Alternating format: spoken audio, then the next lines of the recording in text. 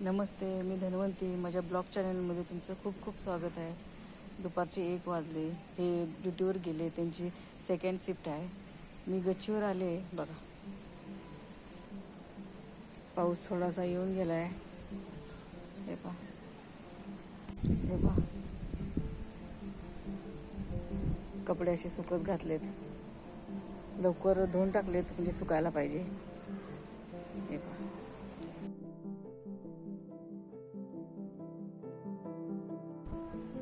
माझं गाव आहे कोल्हापूर जिल्ह्यामध्ये कागल तालुक्यामधलं कसबा सांगाव आहे गाव. आणि माझं सासर आहे गडिंग्लजपाशी सावतवाडी गाव आहे, तिथं मला दिलेलं आहे. माझं लग्न होऊन 28 वर्ष झाली. 28 वर्ष झाली माझं लग्न होऊन. मला 2 मुलं आहेत, प्रदीप.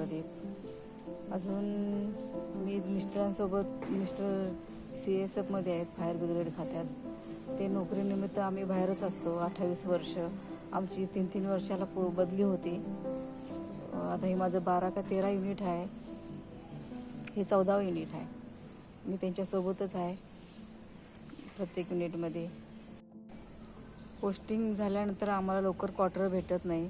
6 महिने आम्हाला गावाकडे राहायला लागते, किंवा वर्षभर आम्हाला गावाकडे राहायला लागते. वर्षानंतर आम्हाला क्वार्टर भेटते. असं हे नोकरीचं आहे. त्याच्यामुळं पोरांच्या शाळेचं अवघड होतं आहे. सेंटर स्कूलला होती माझी पोरं, पहिले दोन्ही पोरं सेंटर स्कूललाच होती. मग त्याच्यामुळं एवढा काय प्रॉब्लेम आला नाही. प्रायव्हेटमध्ये प्रॉब्लेम येतो आहे थोडा, कारण सगळं सिस्टमच बिघडते नाही.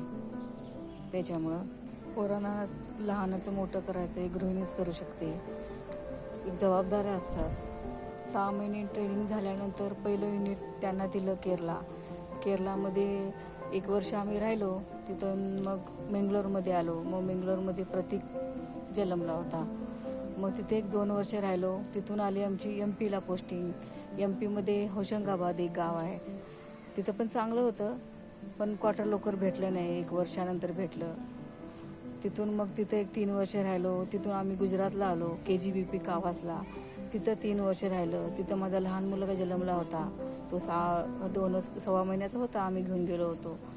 तिथून मग आमची पोस्टिंग आली छत्तीसगडला पोस्टिंग आल्यानंतर तर खूप भीती वाटली. तिथं नक्सली एरिया आहे, आदी एरिया आहे. भीती वाटत होती की जायचं की नाही. कारण सासूबाई बोलल्या नको जायला, कारण तिथं भीती आहे ना, सगळं चौबाजूनी सगळ्या नक्सलेट एरिया. मग तिथून ते बिलासपूरला ते युनिट चांगलं भेटलं. तिथून आम्ही आलो. मग मुंबईला पोस्टिंग झाली. मुंबईला 1-4 वर्ष राहिलो. तोपर्यंत माझ्या मोठ्या मुलगीची 10वी झाली होती. तिथे 1-4 वर्ष राहिलो. तिथून आम्ही उडीसाला गेलो. उडीसाला पोस्टिंग आली. तिथं पण भीतीच वाटली. तिथं पण नक्षलवादी एरिया होता. तिथंही भीती वाटली, जायचं की नाही. तिथून मग ओडिसाला दामनजोडी गाव होतं. तिथं पण आजूबाजूने नक्सली एरिया होता. खूप भीती वाटत होती. मार्केटला जाताना येताना, पोरांना शाळेला पाठवतानाही भीती वाटायची. खूप भीती वाटायची. तिथून पोस्टिंग झाली आमची रायचूरला, कर्नाटकमध्ये. आपल्या भागात चांगलं वाटत होतं. तिथं चांगलं वाटलं. तिथून पोस्टिंग आली आमची परत कर्नाटकमध्ये, कुडगीला तर एकदमच चांगलं होतं. आपल्या कोल्हापूर गावाजवळच होतं, विजापूरजवळ. तिथून आता आम्ही आलो इकडं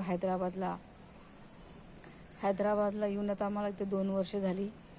आता बघू आता इथून कुठं पाठवतात.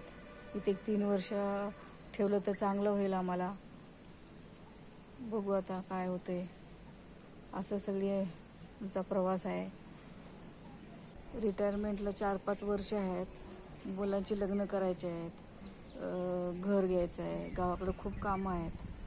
हाऊसवाईफचं काम काय, नवऱ्याला वेळेवर ड्युटीवर पाठवणे, मुलांना शाळेला पाठवायचं, शाळेत मुलं गेली की आपलं घरचं धुणी भांडी करायचं, जेवण पाणी करायचं. नवरा ड्युटीवर येऊपर्यंत, पोरं शाळेतून येऊपर्यंत मी घरातलं एवढी काम करते, घरातल्या जबाबदाऱ्या पाळते. तरी पण मला बोलणं खावं लागते, तू घरात बसून करतीस काय? सांगा आता, आपण घरात बसून काय करतो? सगळ्या हाऊसवाईफांनी सांगा आता, आपण घरात बसून काय करतो? काय काम करतो? का झोपा काढतो? सांगा तुम्ही. माझ्या वडिलांची खूप इच्छा होती मला शिकवायची, पण मी शिकले नाही. आता आता असं वाटतं आहे की मी शिकले असते तर बरं झालं असतं.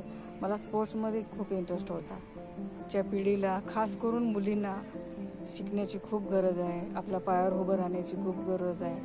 खूप शिकावं मुलींनी. हे आमच्यासारखं हाऊसवाईफचं काम करू नये. धुणं भांडी कपडे नवऱ्याचं पोरांचं करून परत आणि तू काय करतेस आणि असं ऐकून घेऊ नये. हे सगळं बघून असं वाटायलं की मी शिकले असतं तर बरं झालं असतं. माझ्या पायावर उभं राहिलं असतो. मलाही 50-60 हजार रुपये पगार असता. मी कुणावर अवलंबून नसतो, कुणाचं ऐकून घेतलं नसतो आणि कुणाला ऐकायची संधी बी दिली नसती असं मला आता वाटतंय. म्हणून आजच्या पिढीच्या मुलींना सांगते, तुम्ही खूप शिका, आपल्या पायावर उभं राहा, आमच्यासारखं धुणी भांडी करू नका असं मला वाटते. मला अजून मोबाईल वापरता येत नाही. मिस्टरांनी मोबाईल दिला आहे पण मला वापरता येत नाही, ते शूट करता येत नाही.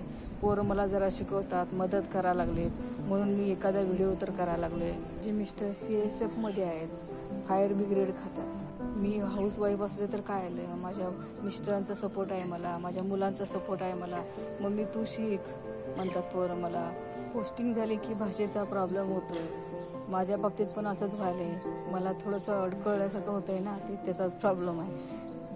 आता हैदराबादला आलं की तेलुगू, MP मध्ये गेलं की हिंदी, ओडिसामध्ये गेली की उडिया भाषा, केरळामध्ये मल्याळी भाषा, बेंगलोरमध्ये कर्नाटक भाषा, असं ते झालं आहे आमच्या बाबतीत. ते गरम गरम चहा करून प्यायचा.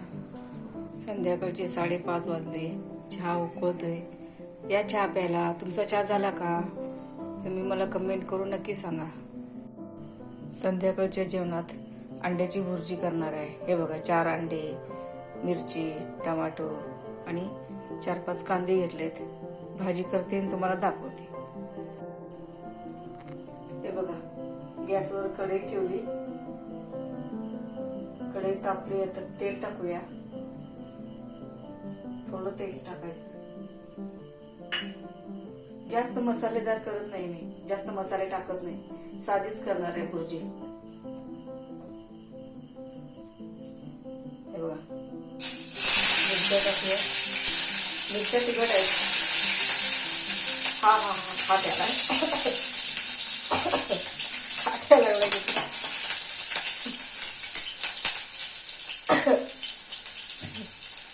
कांदा टाकूया.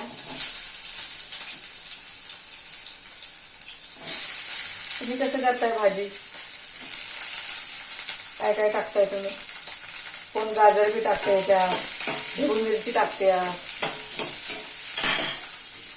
मसाले जास्त टाकायचे. कोण धन्याची पावडर, कोण जिऱ्याची पावडर टाकते. मी काय जास्त टाकत नाही, साधीच करणार आहे. हे बघा, हे बघा,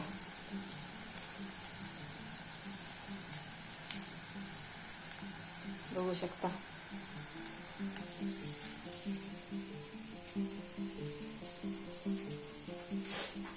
कांदा आता भाजत आलाय.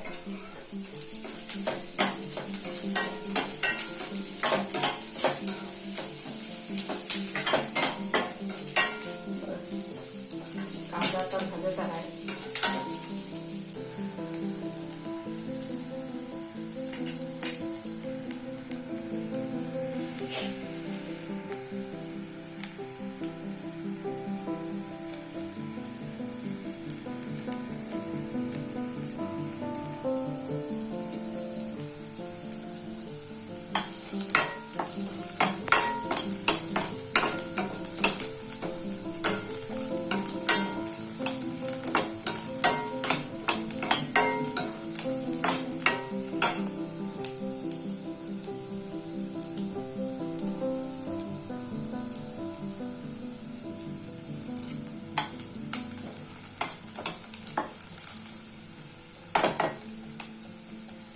अजून थोडा वेळ भाजू दे कांदा, लालसर येऊपर्यंत. मिरची खूप तिखट आहे.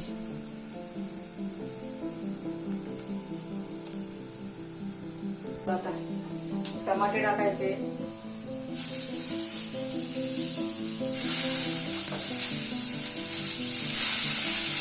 टमाटे टाकायचे.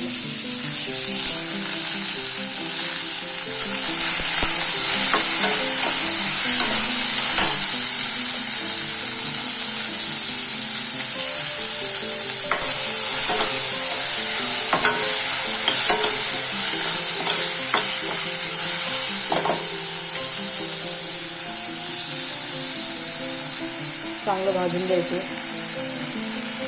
भाजी तयार झाली आणि आता केलेली भुर्जी अंड्याची थोडी पांढरे पांढरे दिसते नाही.